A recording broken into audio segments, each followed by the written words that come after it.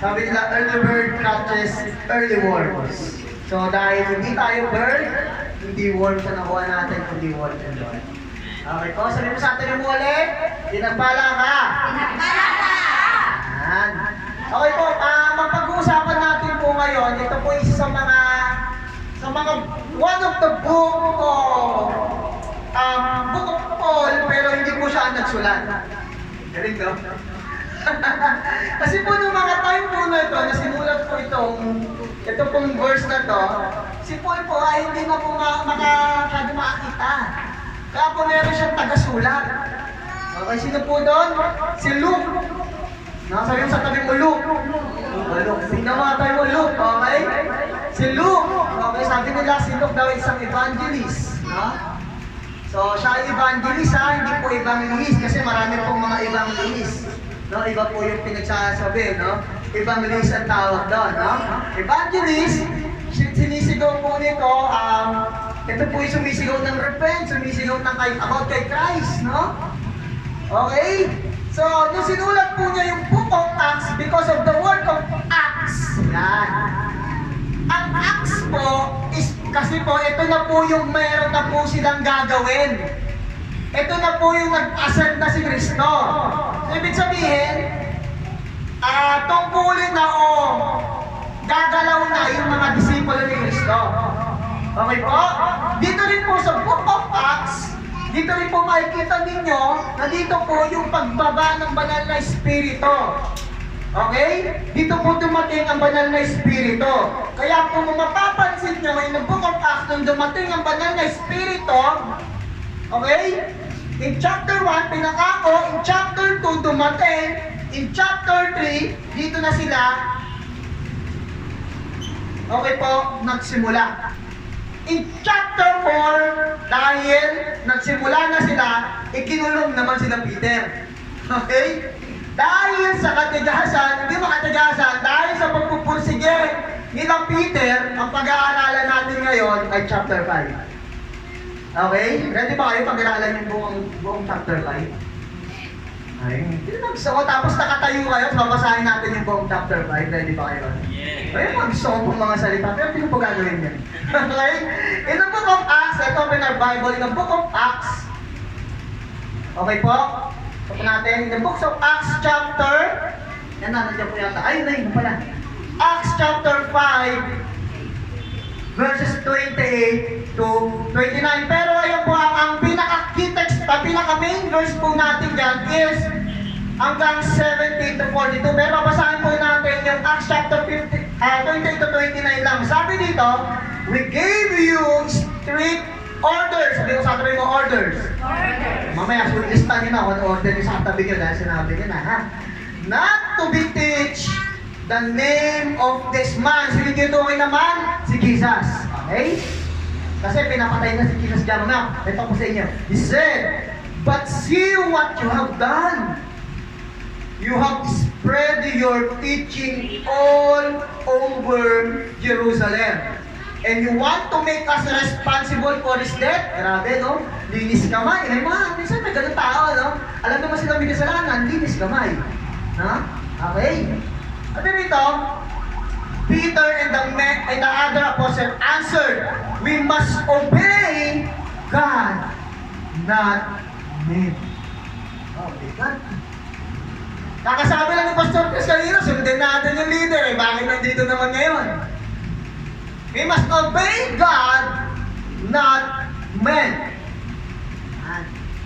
Okay, bago po tayo magkaroon ng ito na pala susundin sila pastor, dapat pala, Lord lang. Okay, bago po ay bibigyan ng idea about dito, ang konteksto ng we not obey God rather than men, titingnan muna natin yung word na obey. Okay, bago natin siya pag-aralan. The word obey is in Greek, is what you call peitarkeo. Okay? O peitarkeo. Pag sinabi niyo mo peitarkeo, it is not just to listen, okay, or to follow, but to submit to the authority. Pag sinabi niyo pong submit to the authority, ibig sabihin po nun, ilalagay mo yung sarili mo doon sa may otoridad sa buhay mo.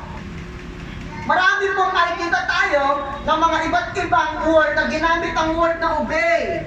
But in this verse, okay, ginamit is to submit to the authority. Sa ibang verse, binanggit po dyan to listen, okay, to follow, yung ibang ginamit na obey. Pero ang ginamit po ni Luke dito is the word pay, o. It means submit to the authority. Pag sinabi niyo pong submit ulit, susunod ka, ibibigay mo, itatalaga mo yung sarili mo sa authority. Kaya mapapansinin niyo sa ibang verse, babasahin ko po mamaya yan, ang agandaan sa Peitharkeo, okay, in other Greek words, makikita niyo, mapapansin niyo doon, they just use the one word, obey. Isa lang. Kaya binibigyan nila ng meaning na listen. Kaya binibigyan nila ng meaning na follow. Kaya may binibigyan nila listen carefully. Yan yung mga meaning ng obey. Dito po sa New Testament. But Luke put these two words to make this Peitharkeo more significance. Ang sabi po dito, they use the word peito and the arko. What it means, the peito, it means to persuade, to convince, to trust, to have confidence. And the arko is to rule. It means to persuade who is the authority. Ibig sabihin, inilalagay, inaakay with the persuade, binibitbit, kinakarga, kumbaga ikaw para isang pusa, nilagay dito mo, nilagay kang ganon. Okay? So ibig sabihin, ang ginamit ni Luke dito na word is they use the two words, pay and arko. It means to put yourself, to trust yourself, to have confidence to the one who rule in our life. Bakit yun yung ginamit ni Luke? Because the one who commanded the disciple in this Acts chapter 5 are the Sadducees. Ano po yung mga Sadducees? Okay? Hindi ko alala yung mga yun. Mga Sadducees, ito yung mga feeling righteous. Yan! Meron ako nabasa isang article na tinanong niya yung pastor niya, Pas, kapag ikaw ba ay may ginagawang kalukuhan, kapag ikaw ba ay hayagan ng gumagawa ng kasalanan, susundin ka ba namin? Yun yung tanong nila. Okay? Ayun na, yan, may mga natin tayo. At sabi, sunod mo yung leader mo, kahit masama yan, sundo. Magkaiba po ang masama sa gumagawa ng kasalanan. Okay? Kasi minsan, yung masamang tao, because of his attitude lang naman, kaya siya mukha lang siyang masama. Kasi bakit? Nagpapwersa ka, naiipit ka, tulog-tuto, para lumabas yung potential mo. Sometimes may ganung leader, pero iba yung leader na mukhang mabait, pero makasalanan. Iba po yun. Yung mukhang righteous, pero makasalanan. Iba rin po yun. Susunod pa ba tayo ron? Hindi na. Hindi na. I tell you, hindi na. Hindi na po. Why?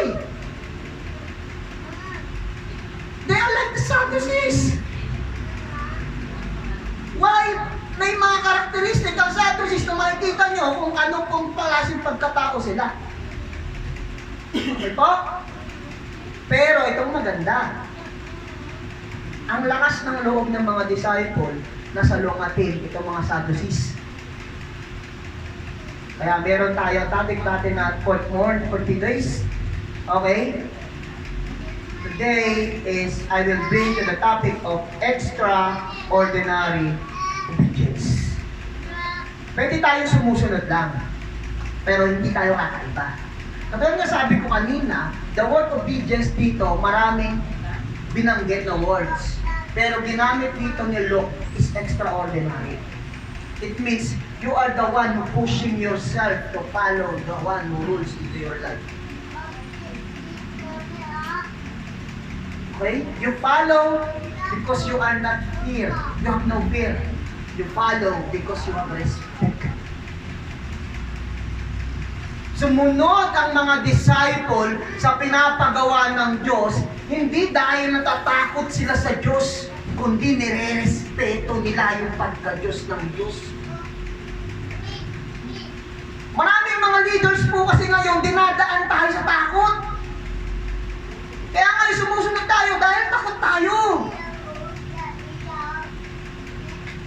Hindi po ba alam, the fear of the Lord is the beginning of all wisdom? Yung word na fear doon is respect, reverence, higher. So it means we must follow God because we respect. Kasi tandaan niyo po, ang isang taong sumusunod lang sa leader niya kasi natatakot siya sa leader niya, naghahanap ng opportunity ang karawanis. Pero yung taong sumusunod dahil nire-respeto niya yung leader niya, ay tell you, ikaw mismo sarili mo, itutulak niya sarili mo sumunod sa kanya. That is how this disciple, kung paano nila tinulak yung sarili nila. We rather obey God because God is the highest authority than men. Okay? Because God is the highest authority than men. Yun lang po yun eh. Ganun lang po kasimple yun. Dahil po mapagpatawad tayo mga Kristiyano pero di po tayo utupo. Ganun lang po kasimple yun. Okay? So, ito po, ang kagandahan po dito, okay? Is, meron ng tanong. Ang sabi rito, the question is, when you have this extraordinary obedience, ano yung pwedeng mangyari sa'yo? Sabi mo, ready ka na ba? Ito, ready ka na ba? Hindi mo dali niya, baka tutulog eh. Sinin natin. Number 1, in verse 17 says, the high priest and his officials who were Sadducees were filled with jealousy. Hindi po yung bintana ng bahay niya yun, ha? Jealousy yun. Okay? Jealousy. Tignan niyo po, di ba? Leader na to mga Sadducees. Seloso pa rin. Inggitero. Kumbaga, sorry po naman, inggitero. Bakit sila inggitero? Ano, makita ko sa inyo mamaya. Sabi dito, they arrested the apostles and put them into public jail. Talon tayo sa 26 to 27. The captain went to the temple guards and arrested them. Ayan, arrested naman sila. And 27, then they brought, ito na, inarrest, binitbit the apostle before the high council where the high priest confronted them. Ayan na. Ito na yan. Kino-confront na sila. We gave you strict orders never again to teach in this man's name. Kung meron tayong extraordinary obedience, number 1, God, we have the freedom from oppression. Okay?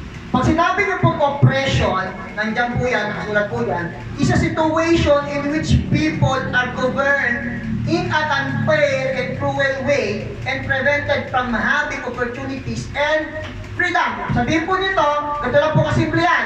Pag tayo ay nakakaranas ng oppression, ito po yung pumipigil sa atin o merong higher authority na pumipigil sa atin para gawin yung karapatan natin. Ito po, bigyan po ng example pa. Ito yung pumipigil sa'yo para pumunta sa simbahan. Yun lang po yun. Simple. Ito yung pumipigil sa'yo, sila yung pumipigil sa'yo para maglingkod sa Diyos. Sila yung pumipigil sa'yo para hindi mo magawa yung kalayaan mo na sumamba sa Panginoon.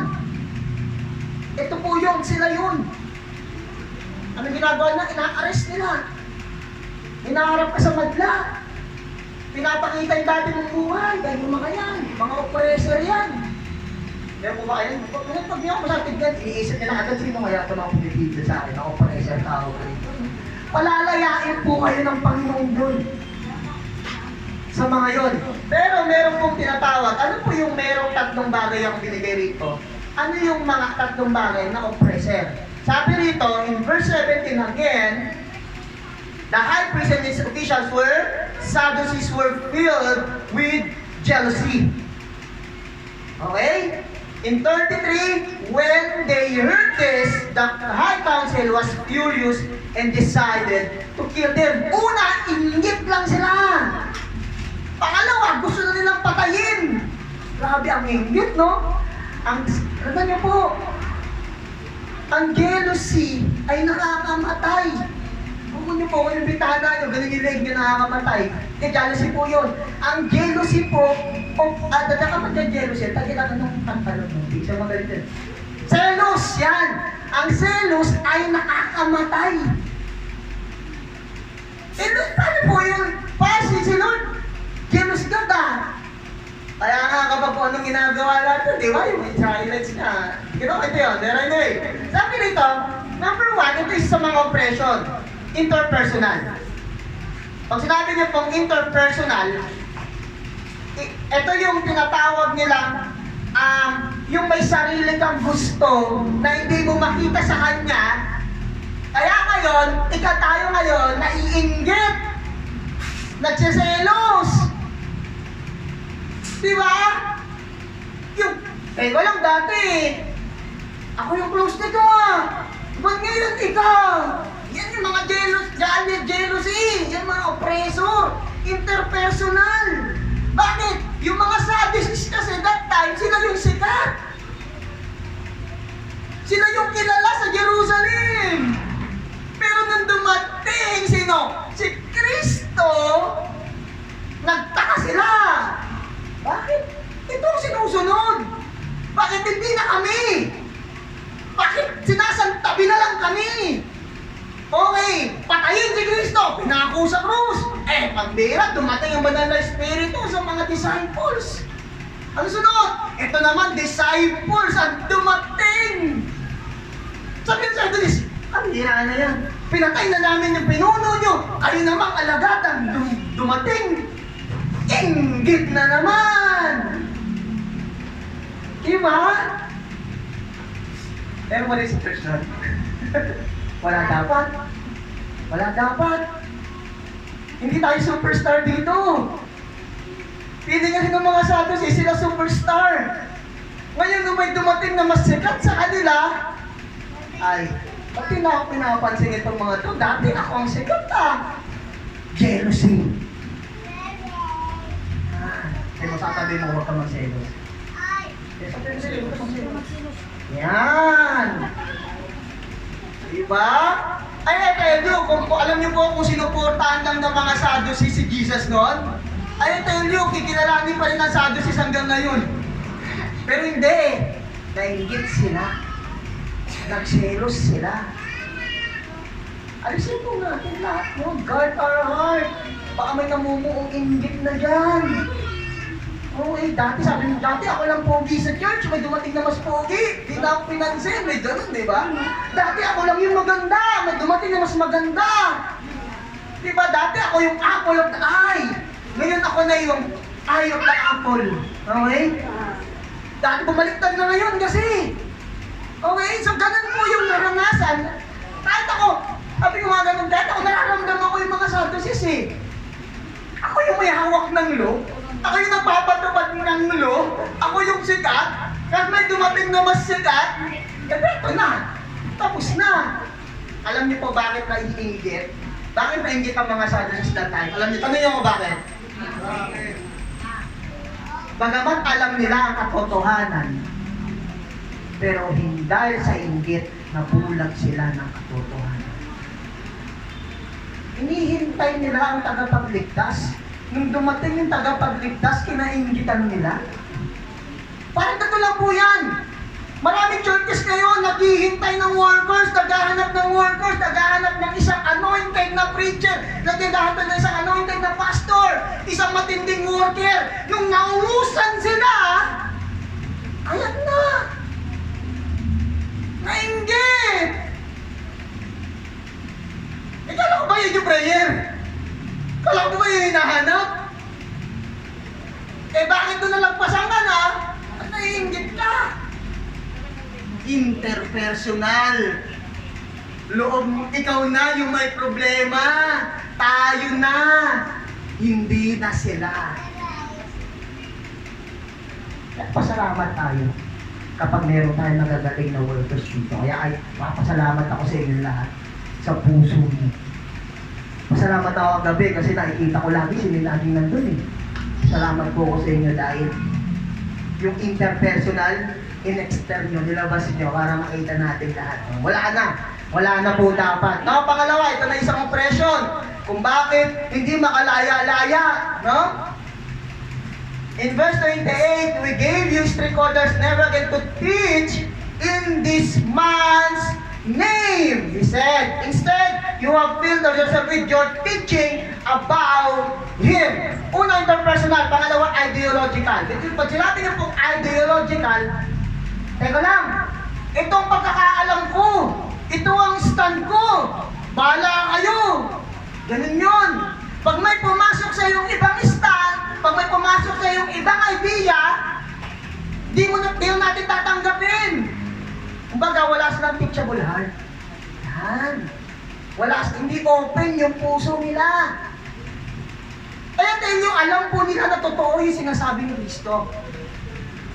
Hawak nila yung old books eh. Binanggit na dun eh. Pero nabulag nga sila kasi ng inggit. Kaya ngayon, dahil nga ito yung gusto ko, ito yung mangyayari. Bawal mangyari yung gusto nyo. Kasi ako yung Sadducees. Ako yung pinuno ng reliyon. Bawal kayong magpasok ng ibang bagay dito kasi ako to. Pero they know that themselves that those people, that Christ is the one who will save them. Is the one who knew the truth. Those disciples, those Sadducees, they knew those disciples are teaching the truth. Why? Kasi kapag tinuturo ng mga disciple nila yung katotohanan about kay Kristo, marireveal yung katotohanan at kalokohan ng mga Sadducees.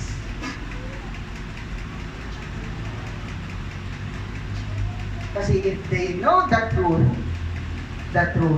will set you free. Binulag sila nung katotohanan na akala nila totoo. That is one of the oppression. Third oppression is, sabi rito, we gave you to teach them, ay mali pala ako na binasa dito, teach in His name, sabi rito, instead, 28 pa rin, you filled Jerusalem with your teaching about Him. Una is interpersonal oppression. Number 2, oppression is ideological. Number 3, oppression is institutional. Pag sinabi yung institutional, hindi. Ito na ang itinakda namin sa lugar na ito. Bawal kang mangialam. Yan. Ito na ang practice namin. Ito na ang culture namin. Ito na ang system namin. Bawal kang makialam. Kumbaga, ito na po ang nakasanayan namin sa church na to. Please lang, huwag na pong pakialaman. Ganun. Diba, institution na eh. Ginamit nila yung pangsarili nilang damdamin. Ginamit nila yung pangsarili nilang karunungan. Ginamit nila yung pangsarili nilang katayuan. Sometimes, being a leader is, napaka-tough, napakahirap. Kasi minsan kailangan nating mag-discern kung sino talaga yung dapat na tama at maayos. But because of our jealousy, hindi natin makita na tama na pala yung tao pinadala sa atin. That's the problem of some leaders. That's the problem of some feeling religious, feeling holy. ayaw nilang tanggapin. Sa bakit? Eh dito, gusto ko eh. Ganun po yun. Paano sila pinalaya sa oppression? Ito ang maganda. Basahin niyo po itong ano to, ito. Itong maganda po sa verse na to. Okay? Paano sila pinalaya sa oppression? Basahin niyo po itong verse 19. Nandiyan po yung verse 19. Basa. But an angel of the Lord came at night. Yan. Okay. Huwag kayo masyado matatrauma sa angel, ha? Kasi lagi nyo magkita, okay? Open the gates of jail. Tira, and they brought them out. Na. Then he told to them, go to the temple and give the people this message. Ganda. So the daybreak, the apostles entered the temple and they were told and immediately began teaching. Ito na po, kukwento ko na lang yan. Hindi ko na papapasa inyo lahat. Ito na po.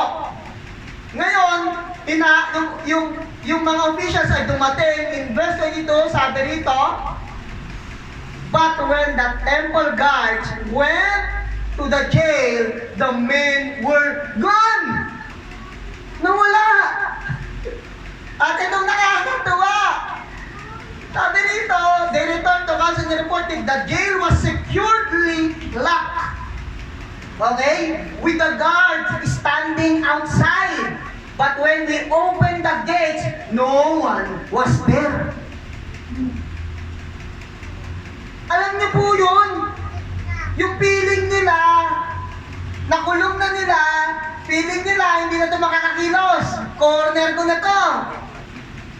Okay? Kumbaga, sarado na to, tapon ko na yung susi. Hindi ito makakawala. Pambira nung kumilos ang Panginoon. Walang nagawa itong mga Sadducees. Because of their what? Extraordinary obedience. Kakaiba kasi yung pagsunod nila. Pinalaya sila. Pinalaya sila dun sa mga taong may inggit sa kanila. Pinalaya sila dun sa mga taong ayaw magpaturo. Pinalaya sila dun sa mga taong akala nila piling magaling. Hindi naman pala magaling.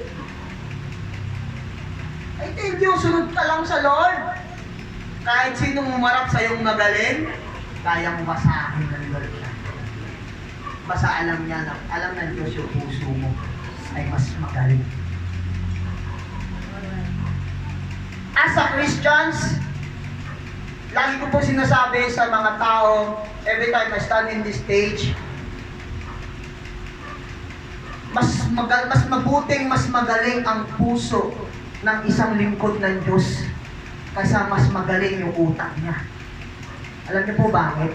Sometimes people, those who are knowledgeable in all the things in their life, they think to themselves, they are the authority. Mas mataas sila sa lahat. Kala nila magaling na sila eh. Pero alam niyo po, pag yung puso ng tao ay mas magaling kaysa sa utak niya, yung empathy, yung compassion, alam mo yung taong ito yung taong kailangan ko. At isang naturo sa akin ng isang professor ko, alam mo, Jezreel, tawag sa akin. Hindi ako natatakot na may umangat, na may mas magaling na lalabas kaysa sa akin kapag estudyante. Sabi ko, tanong ako, bakit po, sir? Alam niyo po sabi niya, ibig sabihin magaling akong tagapagturo. Why? Kasi gumaling ka sa akin.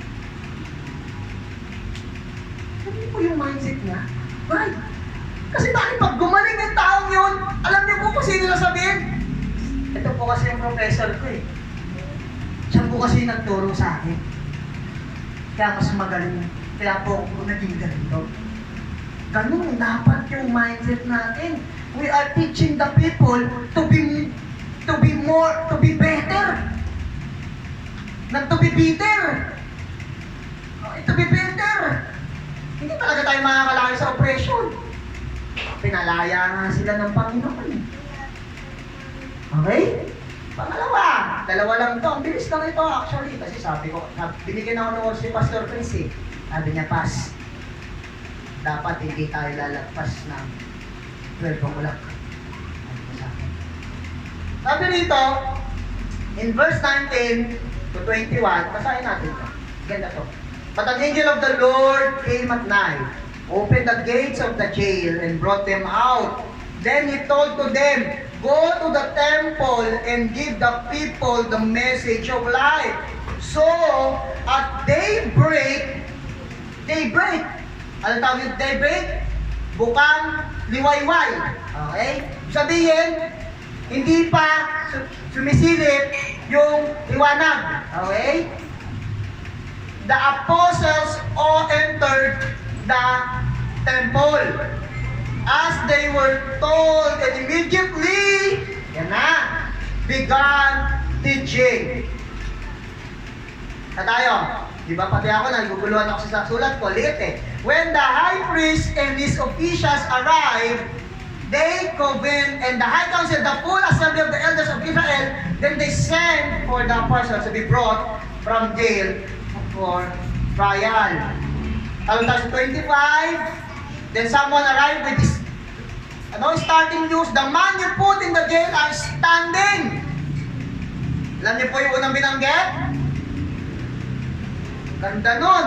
Immediately. At nung immediately, sabi na to, standing in the temple, teaching the people. But Peter, 29, but Peter and the apostle replied, we must obey God rather than men. Binanggit dito, than any human authority. And God of our Caesar raised Jesus from the dead after you killed Him. Pinapatay, di ba? Balik, no? In verse 32, we are witnesses of these things, and so the Holy Spirit who is given by God to those who obey Him. Una, if you have an extraordinary obedience, you have the freedom from oppressions. Pangalawa, you have this fearless obligation. Hindi lahat ng pinalaya ay may ginawa. Yung ibang pinalaya ay nagmukmuk. Yung ibang pinalaya ay pinalaya lang. Parang ganito lang po kasimple yun. Kapag meron tayong minamahal, sabi nyo, pinapalaya na kita. Pero nung sinabi mong pinapalaya na kita, hindi ka naging better, naging bitter. Hindi ka nagkaroon ng sinasabi, ito magiging rule ko kasi pinalaya ako. But I tell you in this verse, they have this fearless obligation. Pag sinabi niya pong fearless obligation, it is a compelling sense of duty. Compelling! Alam niyo po yung compelling? Search na lang mamaya. Hindi na lang ako nagbibigay ng definition sa inyo. Ayun naman. Hindi lang. Ang compelling, ito yung responsibility o ito yung dapat gawin mo na to. Hindi ka, alam niyo po yung hindi ka mapakali sa upuan mo, parang ganon. Nagawin agad, yung tungkulin. Kumbaga, sabi nila, kating-kating ka na, nagawin. Parang ganon po yun, ha? Okay? Sabi ito, that is faced with courage and without hesitation, even in the presence of fear or danger. I told you, mga kapatid, in chapter 4, kanina sinabi ko, kinulong na sila Peter. Nung nakalaya, nagturo ulit. In chapter 5, kinulong na naman.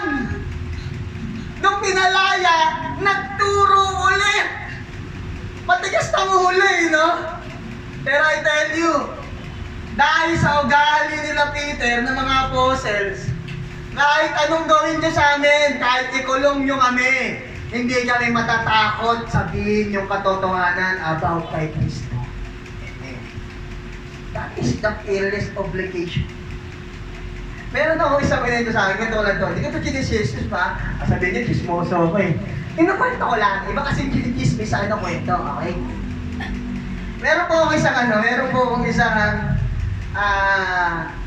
nakausap na isang nanay. Sabi po niya is, Pastor, alam mo ba? Yung asawa ko, ayaw akong payagang magsimba. Sabi ko, bakit po? Bakit po? Bakit po?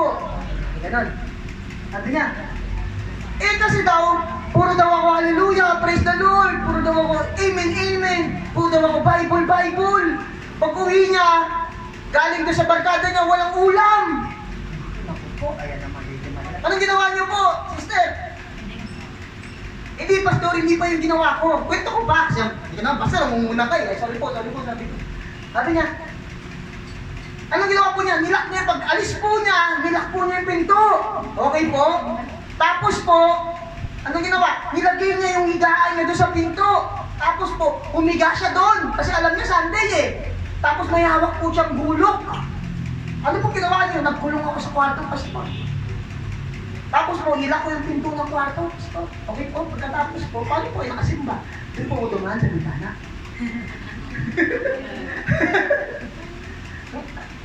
Patagawa niyo, para pag kumakatok siya pastor sa kwarto, akala niya nagtatampo ako. Pabalik na ako sa bintana, para pag bukas ulit nandun ako. Okay? So, sa tabi, ganun tayo kanina.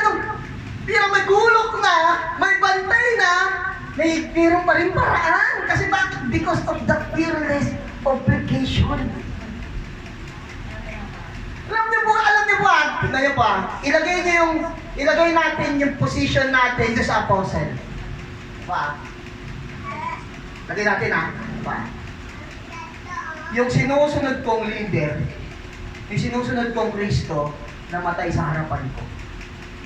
Pinatay sa harapan ko. Hinampas sa harapan ko. Pinagduduraan sa harapan ko. Pinako sa harapan ko. Tutuloy pa ba ako?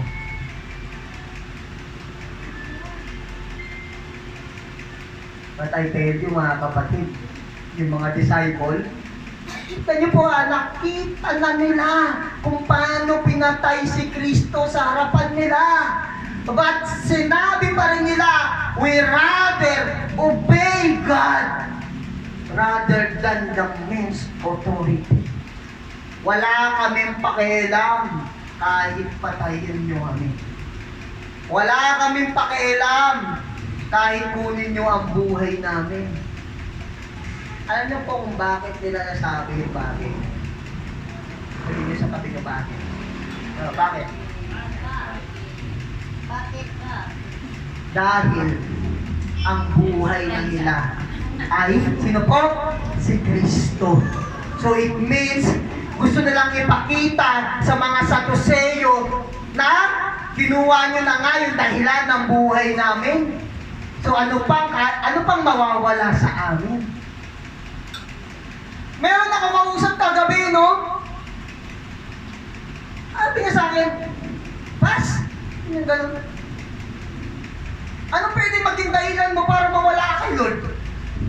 Sabi ko, wala! Dinideclare ko nga kay Lord, pero handa ako mamatay para sa Kanya. Kasi bakit? Wala pong mawawala sa akin. Wala man ako asawa. Wala man ako anak. Ano mawawala sa akin? Wala man ako bahay. Tira ko sa mama ko. Yung kotse ko luma. O ano mawawala sa akin? Wala naman. Pero lang yung mga sapatos ko. Baka pwede ko ilagay sa ano. Alam niyo po, isa sa bagay na pinagpapasalamat ko kay Lord. God, Lord, thank you because hindi mo ko ipinako sa isang bagay, sa isang tao, para ako'y magkaroon ng second thought, para ako'y mamatay para sa iyo. Doon ako nagpapasalamat sa Diyos. Sabi ko, Lord, okay, pwede ako mamatay para sa iyo. Wala makawala sa akin. Kasi unang-una, wala naman na. Ano lang po? Because that is the feeling of the apostles that time. Lord, wala na kami, oh. Iniwan na namin yung pamilya namin. Iniwan na namin yung trabaho namin. Naglilingkod na kami sa iyo. Ano pang mawawala sa amin? Kaya nga sinabi ng Panginoong Hesus, kung gusto mong sumunod sa akin, may nagtanong sa mayaman, sabi niya, kung gusto mong sumunod sa akin, ibenta mo yung ari-arian mo, ipamigay mo, iwan yung pamilya mo, sumunod ka sa akin. Because serving the Lord Ay, ganyan po ito serving the Lord is worth dying for. Kasi bakit po? Yung buhay ni Kristo, hindi binigay niya sa atin. Actually, even ang buhay ko hindi sapat para bayaran ko yung ginawa sa akin ni Kristo. Kahit ilang beses akong patayin ng mundo, hindi ko kayang bayaran yung ginawa ni Kristo. Hindi ko kayang bayaran yun. Kahit ilang beses ako papatayin, yung dugo ko hindi sapat para bayaran yung dugo na tumigis sa krus ng Kalbaryo. Kahit ilang beses ako patayin, yung dugo ko hindi kaya ko yan iligtas, kundi si Kristo lang. Kaya sabi ko sa Panginoon, Lord, kung may magalit sa akin, because of the truth, wala akong pakialam. Kung meron bumabangga sa akin because of the truth, wala akong pakialam, Lord. Because I know you. You died for me. You're the one who give your life to me. Ano pang kaya ko? Ano pang meron ako? Wala. Sige, totohanan niyo po Real talk lang po. Kung walang Kristong namatay sa atin, wala ka ngayon. Real talk po ulit. Kung walang Diyos, wala ka. Pero kahit wala ka, meron pa rin Diyos. Anong saysay natin sa mundo? Wala. Ano ang bag natin sa mundo? Wala. Ano ang bag natin sa kaligtasan? Wala. Ano pwede natin pagmayabang? Wala. Ano pwede natin pagmalaki? Wala. And then wala. Yung laging sinasabi sa Lord, wala akong pwedeng ipagmalaki sa'yo kasi unang-una, papunta na akong impyerno nung hindi kita nakilala. Alam niyo po ba, kung wala si Kristo sa buhay niyo, panggatong tayong lahat sa impyerno. Yun yung puso ng mga apostle. Lord, ikulong kami, wala kaming pakialam. Kahit anong gawin niyo sa amin, wala kaming pakialam. Because, ang pinagdilingkuran namin, yung Diyos ng langit. Alam niyo po ba, dinideclare ko yung sarili ko, I am not the citizen of this earth. I am the citizen of heaven. Hindi po ako nakatira dito. Pansamantala lang ako dito. Bakit ko mamahalin ang mundo? Kung hindi naman ito para sa akin. Mamahalin ko na lang ang Diyos ko. Dahil ko sinasabi sa mga Kristiyano, if you have God in your life, you die once and you live twice. But if God is not in your life, you live once, but you die twice. Ano po sa inyo? Ang isang taong may Kristo, tell you pag yan namatay, isang beses lang. One, namatay na natin, pinanganak. Pinanganak, isang beses. Namatay, pinanganak muli. Why? Sa langit tayo Pero yung wala kay Kristo, pinanganak. Namatay. Ano pangalawa? Namatay ulit. Napunta sa inyo.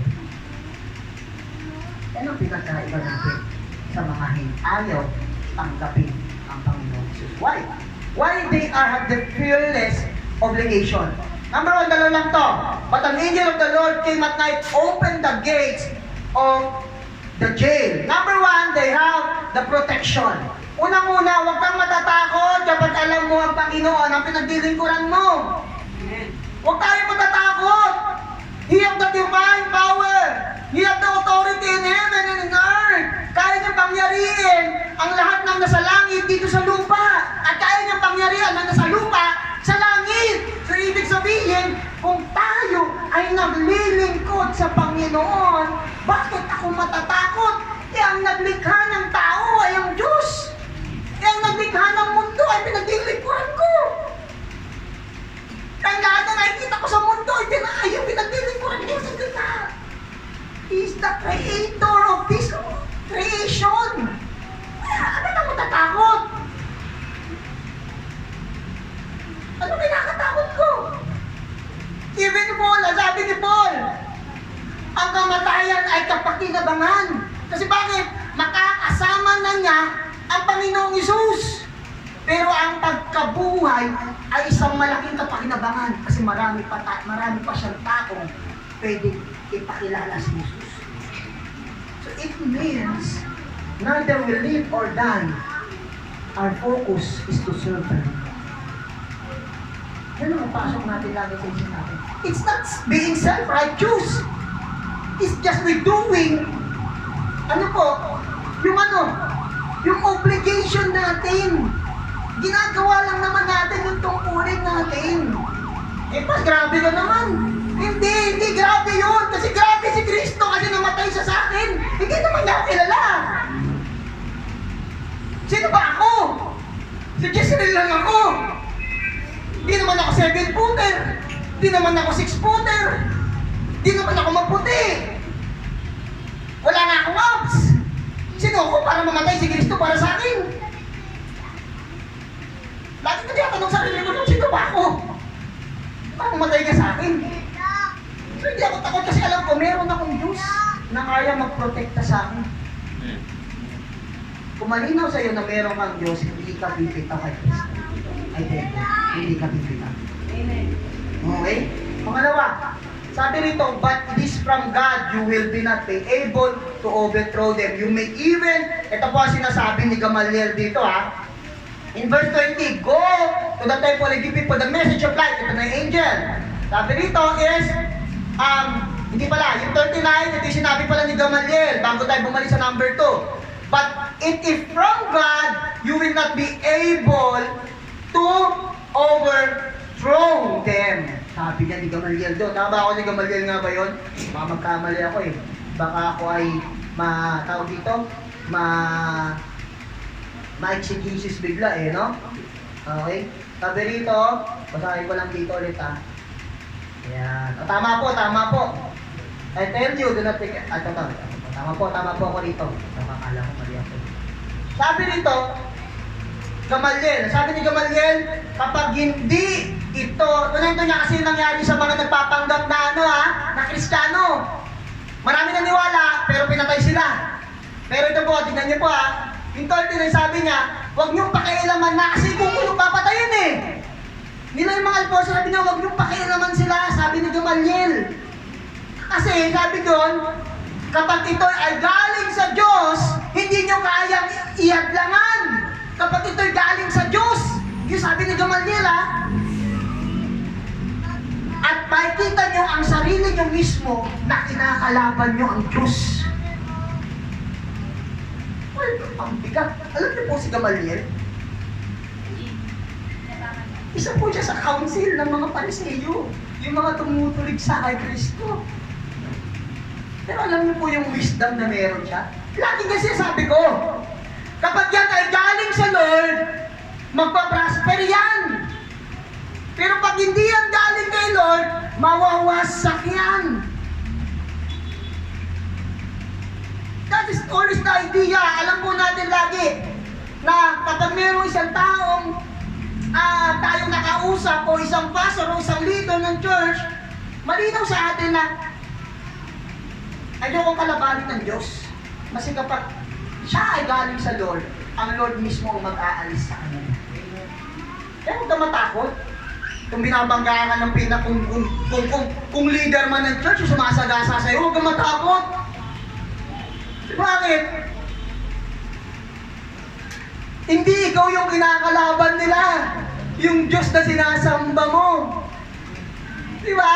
Even yung asawa mo, pinipigilan ka, huwag kang matakot kasi ang kinakalaban nila ay Diyos. Hindi ikaw.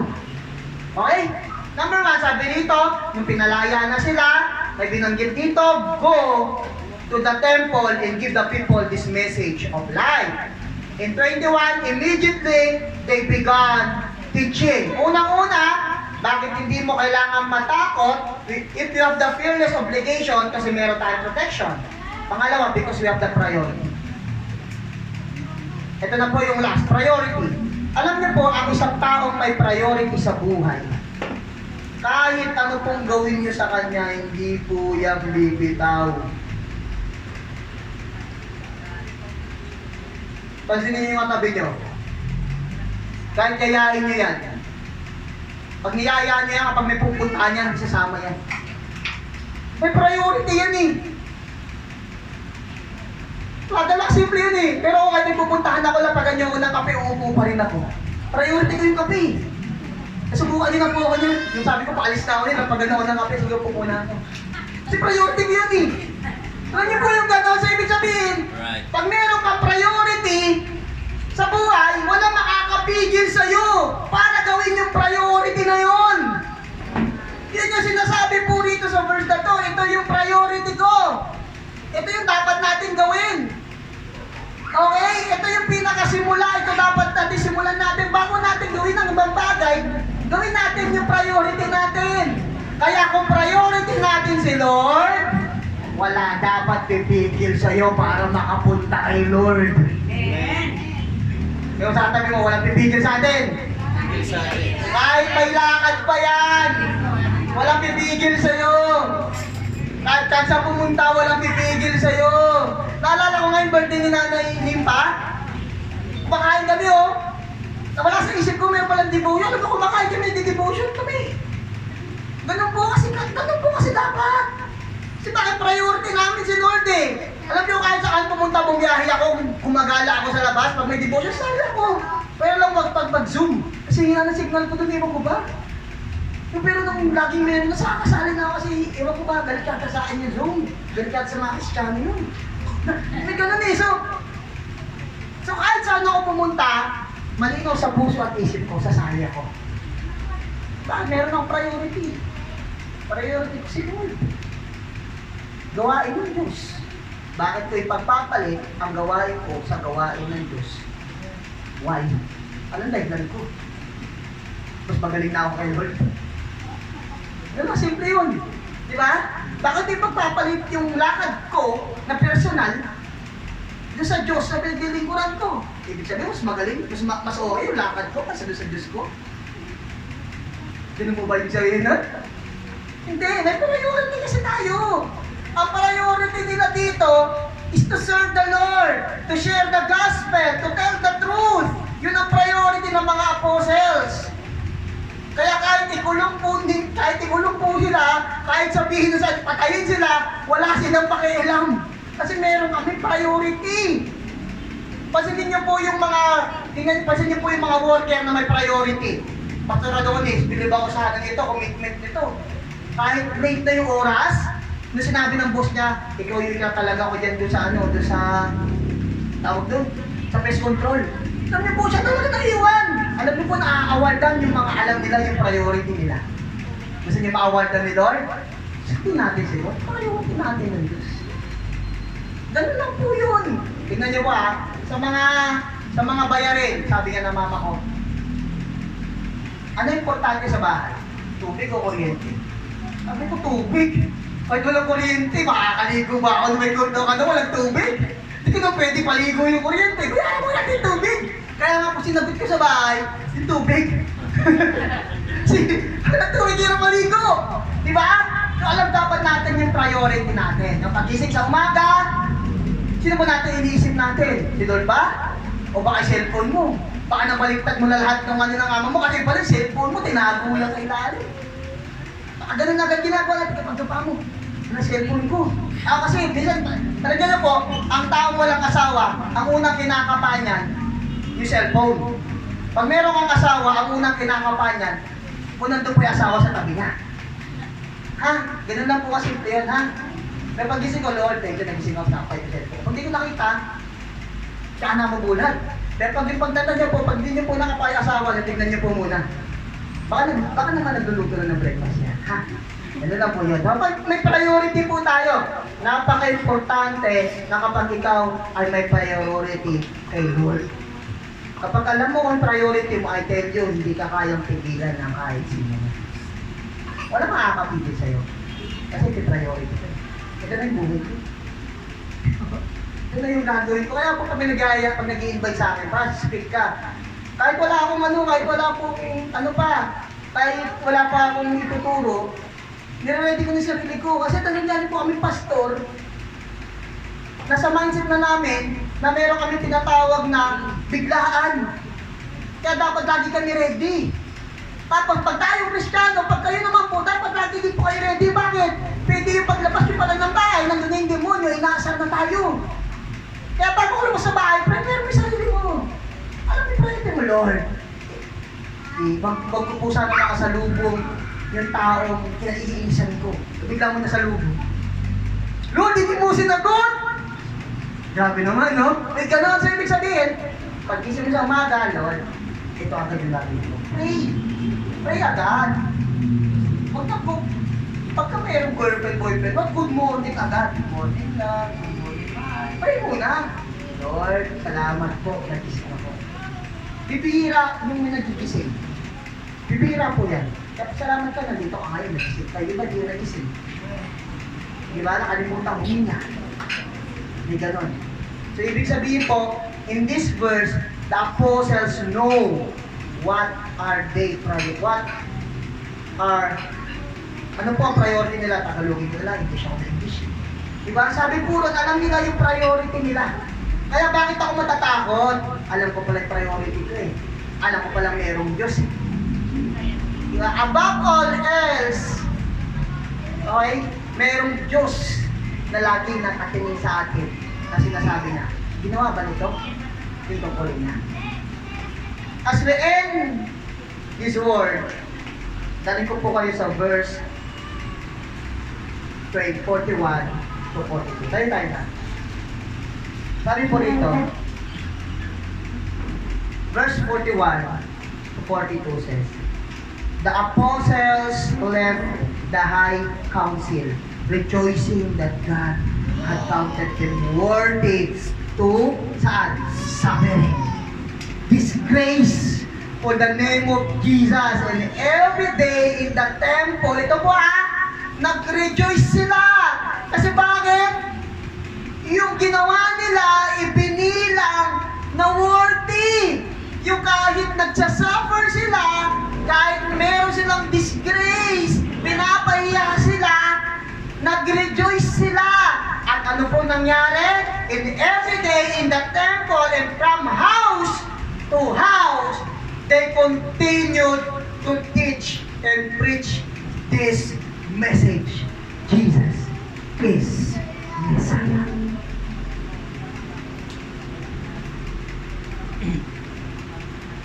Kaya po ngayong umaga ko,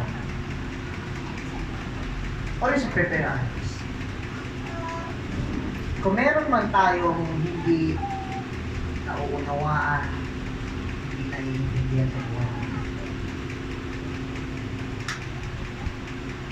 Ito po meron akong isang awit na naniremay sa akin ng Lord ngayon.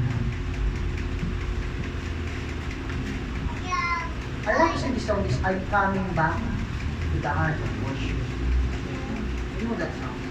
Yes. Amen. Because marami na pong Kristiyano na yung puso nila, hindi na, wala na kayo doon. Kaya hindi na nila alam yung priority nila. Hindi na nila alam kung ano yung gagawin nila. This morning, ibalik po natin yung puso natin. Habang inaawit po natin itong song natin, let's close our eyes.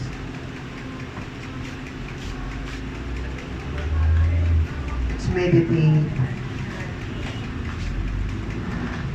our hearts in our mind. Let's put it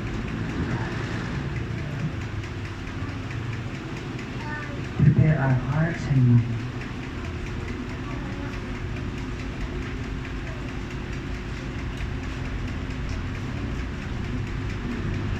Arihin po natin itong isang parang panalangin. Ito po isang parang awit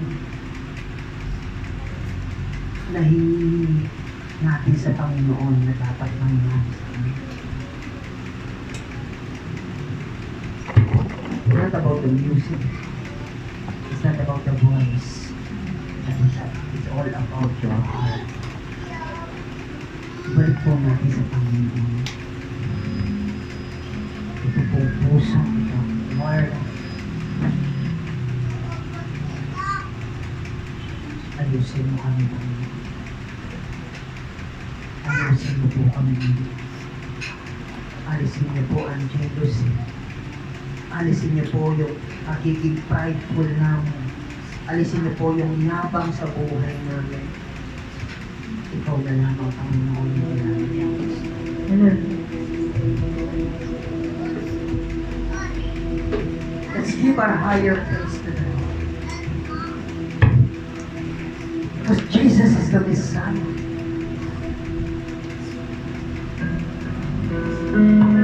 Yes.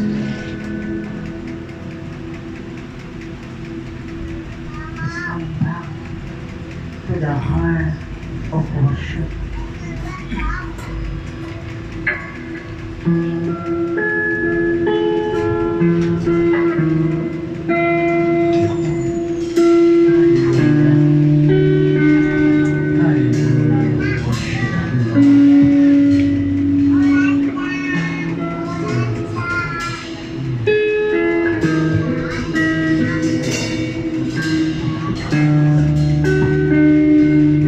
Let's sing this first verse.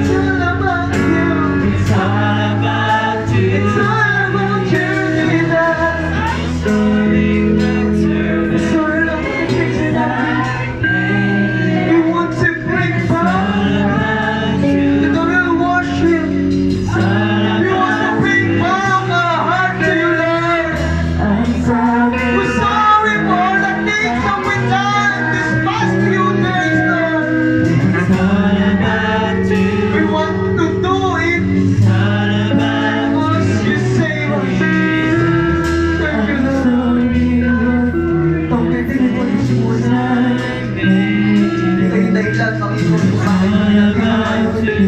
Ikaw yung dahilan, Panginoon, kung bakit kami nabubuhay. Ikaw yung dahilan, Panginoon, kung bakit kami naligtas. Buhay man o kamatayan, Lord, we will serve you. We obey man.